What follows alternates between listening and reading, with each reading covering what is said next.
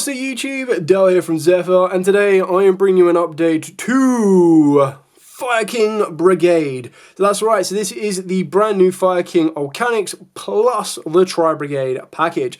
Now, in all of the builds that I've kind of done recently for the Fire King versions involving the Tri-brigade, it has always been dominant of Fire Kings. It is the Fire King strategy that leaks in and synergizes with the Tri-brigades. This is no different. Now, this will of course still stay within like the budget realms. This doesn't involve an SP Little Knight, it doesn't involve a Raging Phoenix, but if you do have access to those cards, I advise you to put them in, as it does give you another aggressive alternative and another aggressive route for the deck as well. I'll show you the card you will take out of the extra deck in order to fulfill those, but with all of that out of the way, please smash that like button, hit that notification bell, and subscribe. You seem to be enjoying the Fire King profile updates, so I thought I'd continue to keep doing different versions for you, and if you do have any questions, like always, comments below, and I'm pretty good at responding to them as fast as I possibly can. So, starting off with the brand new Fire King Volcanics, and I'm so happy. Every single time I do a profile update on this one, it seems the price of this card seems to dip. It's currently £10 here in the UK. Very, very cheap and easy to pick up. If you are a Fire King player, Tri-brigade player, Fire King with Dogmatica player, whatever, you want to be picking this card up. Absolutely love it. I think it looks nice. It's a secret. Like, that's the only benefit of it being a secret. It just looks nice. If this was a common, if it was a super, it'd just be a lot easier for everyone to get hold of. Unfortunately, around about the £10 mark, I think is a great way to be picking this up. I do feel that it might even dip a little bit lower to about £8, and that's when you should definitely be striking. But even then, over the sake of £2 per copy, I highly advise you to picking it up. Now, I know a lot of people are like, whoa, play this card at 1. This isn't that great. I actually think this card is amazing. This is like one of your best starters. Now, it's not like Ponix, where Ponix is a starter on its own because it gets everything else going. This is just one of them cards where you should be opening up another fire monster in order to get started and cook from that point on. Really do like this card. It's why I play it free. If some people want to play less than that, by all means, it is all down to personal preference, but I think free is absolutely insane. I would understand a little bit more if they were like £40, £50 a copy, or even like more than £10 a copy. But £10 a copy as well, budget shouldn't really be that big of an issue when you're coming towards this card. Just keep an eye on it, pick it up at trades at your locals, or just definitely go out and buy them. We've then got 3 high avatar Kirin, standard on this one. And then the one change that I've made on this build is I am only playing 2 Ponix. Now, I'm not too sure how settled I am on this one. I'm playing 2 Ponix and I'm playing a 1-for-1. Now, it really is up to you. I can see the use of playing 3 Ponix. I've not replaced 1 Ponix for a 1-for-1. I just kind of cut down the reliance on Ponix. The fact that it can loop itself back to the hand, the fact that in previous versions before the Volcanics, Ponix was your go-to starter. It was like the only one you had, it's the one you wanted, but now with the Volcanics, I actually kind of see Volcanics being the better starter for me anyway, and I'd much rather see Volcanics in my hand than Ponix. If I see both in my hand, I'm always, more times than not, going with the Volcanics as the summon rather than Ponix, and I'm using Ponix as destruction fodder. So I kind of felt that this particular ratio worked out nicely with this particular type of build because you just use up so much space. Like a quarter of the deck is going to be Tri-brigade, about another half of the deck is going to be Fire King cards, and then the final quarter of the deck is going to be like hand traps / board breakers. So you can kind of see where the ratios are broken down within the deck.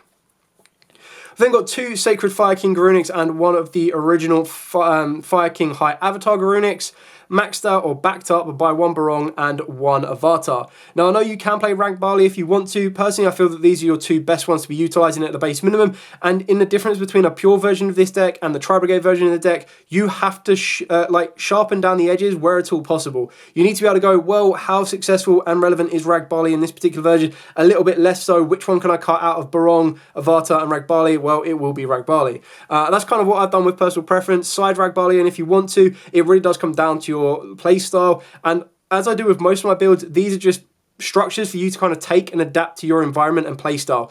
If you want to net deck them, by all means, but net deck them, test them, and then change them. I get a lot of comments that are actually really quite helpful on the videos where they're like, thanks for this profile, I've taken this profile, I've tested it out, I've adapted it to my playstyle, and it works out really, really nicely. That's basically what these lists are for. That's why you get so many of them, because it kind of shows you my development with the deck itself, and then you're either going to follow me on that exact same development path, or you're going to go, that's cool, I got to this point, but I'm starting to deviate to go down this route, and that's completely fine because that is your personal playstyle, and that's where you can really make the deck your own. For the last of the Fire King cards, I am playing triple Sanctuary still. Again, this is another reason why Ponix at 2 isn't the end of the world, because if I hard open up a Sanctuary, great success, this is going to lead me to my Fire King Island, which again just gives me a little bit more synergy to get everything going and cooking the way I need it to. So when you're considering it, what you're trying to use Ponix for and what you're trying to get Ponix to, you already had 6 copies with the Ponix in it at 3. Now I have, well, that was 6 copies just with Ponix and Sanctuary. Then if you include the 2 Fire King Islands, you had 8, plus the 1-for-1, you would have had 9. Now all I've done is cut that back down to 8. That's all I feel that I need. I think that's absolutely fine. Like, hard opening up a Sanctuary is not the end of the world, which is why it's a 3 and a 2. It's another one of the ones that I have seen people consider cutting it down to a 2 and a 1, but then I just feel that as soon as your opponent gets rid of your first Fire King Island, you're really in a bit of a sticky situation, which is why I've bumped it back up like this. The last Fire King card we play is the 1 Fire King Skyburn, and of course, Called by the Grave to protect you from the hand traps. Moving on to the Tri-brigade package, we are going with triple Tri-brigade kit. This is like the ideal Tri-brigade for you to open up. It's a big sad that it's not a Beast Warrior, but that is where your Fractile comes into play. So Fractile being a Beast Warrior does mean that it is searchable off of the back of the Fire Formation Tenki, which I'm currently only playing 1 of. You can play more if you want to, but the idea is that Tenki can get you into your Fractile, your Barong, or your Avatar. More times than not, you're going to go into your Fractile because you discard this, you send the kit, kit will then send you your Nerval, and then Nerval will then search you out one of your Karazes. And the reason I play 2 of this guy is because in the grind game, Karaz coming up twice is probably a bit more important because it's a lot easier for you to recycle the kit and your Nerval from the graveyard to the board with your Revolt, and then trigger off Nerval again to search you out Karaz. Yes, of course, it could search you out Fractile, but the best thing that Fractile is going to be is your normal summon, which is something you don't really want to search. Like, if you can search out a Karaz, which means I can now use the Volcanics that I've recycled back, or the Ponix that I've recycled back as my normal summon, and then save my Karaz as the extender, that's when you're going to get the most advantage from it. The last consistency card we're playing is the 1 Pot of Prosperity. You don't have to play this if you don't want to. This is like a 42 card deck, so it's definitely one of the cards you could sacrifice. I just quite like the option of seeing like a 1 of 6, as there is a little bit of flexibility in the extra deck, but honestly you could take it out if you don't want it. And then for the hand traps, triple Ash Blossom. I feel that Ash Blossom is probably mandatory in this deck just because it's a fire, it just has a little bit more additional synergy than the rest of the hand traps. Followed up by triple Infinite Impermanence, and then I decided to go with triple Forbidden Droplet. As a cheaper alternative to Droplet, you could go for Book of Eclipse if you wanted to, because most of your end board is going to be Link monsters anyway, so it's a little bit unaffected by that Book of Eclipse flip. But the idea of what I wanted with this deck is I wanted a card that would help me going first or second. Like, when you're going second, you've got Ash and Imperm, and they can also help you if you're going, well, technically going first as well, because then during your opponent's turn, you have those to activate on them. But I felt that Droplet was one of the ones that if I'm going second, I can activate Droplet and get a bit of advantage from it if I was to send something like a Nerval or a Kit. But then also you have that ability that once you're building up the board, if your opponent tries to interact with you and you go, cool, chain Droplet, you get a little bit more advantage off the back of it as well, rather than chain Book of Eclipse. So that's ultimately why I ended up going on these particular hand traps. Adapt them to your environment. Like I said, I feel that Ash is probably the main staple in this deck just because you can recycle it. And then after that, Imperm is probably the best generic hand trap in my opinion. And then you work it back from there. So that's it for the entire main deck. Now to move on to the extra deck. So with the extra deck, we start off with the Tri-brigade monsters. Of course, you've got the 1 Shurag, followed up by the 1 Rugal. And I did remember this time, and I found my Bearbrum. So thank you for everyone that pointed out in my last profile that I did actually forget the Bearbrum. I know, big stupids, but you definitely want to be playing Bearbrum.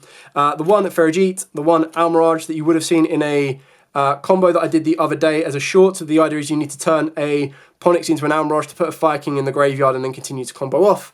And then we've got the Amber Whale, which will come off of the back of Princess, and then in the Amber Whale combo, the idea is that you use Avata to tribute off the Amber Whale. Amber Whale can then bring back an IP Masquerena if you play it. This version, I'm not playing the IP Masquerena into SP Little Knight route. That is something you might want to change or consider later on down the line. If you have access to an SP Little Knight, I think that's when you're going to get the most advantage from it. Whereas in this particular version, the best advantage you can get off of your IP Masquerena would be to get into a Nightmare Unicorn, because obviously budget restrictions do exist, so you do have to kind of keep that in mind. But like I said, if you do have access to an SP Little Knight, that's when you're going to get the most advantage from it, because the idea is you would destroy the Amber Whale will then bring back IP Masquerena for during your turn, and then you use that to go into an SP Little Knight. So keep that in mind. You'd swap out your Unicorn for your SP Little Knight, and then you would basically just add it alongside your IP Masquerena.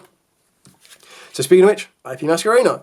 And then for the other cards in play, we do play the 1 Nightmare Phoenix, followed up by the Sunlight Wolf. What I like about Wolf is the fact you can recycle an Ash if you destroy it. It can cycle some of your starters if you need it. This could be one of the cards you sacrifice if you wanted to for another card, but it really comes down to preference and what you have access to. And like I said, I think Sunlight Wolf in a combo is still one of the best ways of doing it. Unfortunately, it does mean that you do have to waste your Anima, because you would turn a Ponix into an Anima, which will trigger Sunlight Wolf to bring you one back from the graveyard, put those two together into your Princess, and then Princess Revive from the graveyard. So that's what you saw in the combo video that I did for you all the other day, just so you can kind of see how the deck operates. And the last 3 cards are a little bit flexible. Well, less so Heater. Heater's like mandatory in my opinion. But the last 2 cards are completely flexible. You could even swap in a Hope Harbinger if you wanted to. But I decided to go with the Tobologic Zero-Boros. I just think catching your opponent out with this card is hilarious. But that will only take you so far. Like, once it happens once, it's very rare it'll happen again. But I just quite like having this unexpected card in the extra deck that a lot of people are like, what? And then they have to read the card over and over and over again because they're like, I didn't even realise a card like this existed. And the last card we play is the Grunix Eternity, because with the old school, or playing the original Fire King Avatar, the Grunix, you actually have a lot more consistent ways of getting both those fire monsters to the board during your opponent's turn to then overlay with Sanctuary to go into this to nuke the board, which can be a very good disruptor that, again, a lot of people might not expect because this is a card that some people play and some people don't. But I do feel that it's a really kind of cool option, especially if you back it up with your Tri-brigade cards, because even if you end up losing the Shurag, you'd then get the Search for the back of the Shurag, which then gets you a starter for the next turn. So your consistency and your synergy after the back of already activating Revolt and then putting Kit and Nerval into the graveyard triggers off so much more than you need it to. And it just gives you back so much more hand advantage. It's absolutely crazy. So that's it for the entire profile. Any questions at all, by all means, comments down below. Always happy to answer them for you. But for now, very simply, thank you so much for watching. Stay safe. And of course, happy dueling.